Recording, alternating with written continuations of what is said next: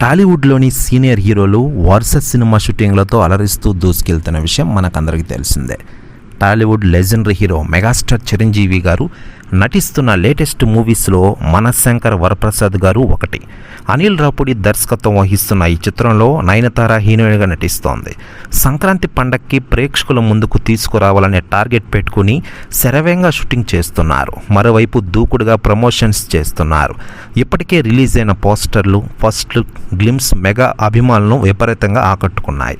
ఇటీవల మేసాల పిల్ల ప్రోమోని వదిలిన మేకర్స్ తాజాగా ఫుల్ సాంగ్ని లిరికల్ వీడియోని రిలీజ్ చేశారు. ఈ సాంగ్లో చిరంజీవి గారి గ్రేస్ చూసి సెలబ్రిటీలు స్పందిస్తూ ఉండగా తాజాగా మోహన్ బాబు గారు ప్రశంసల వర్షం కురిపించారట. ఆయన మాట్లాడుతూ, నా మిత్రుడు మెగాస్టార్ చిరంజీవి గారు రోజు రోజుకి చాలా యంగ్గా తయారైపోతున్నారు.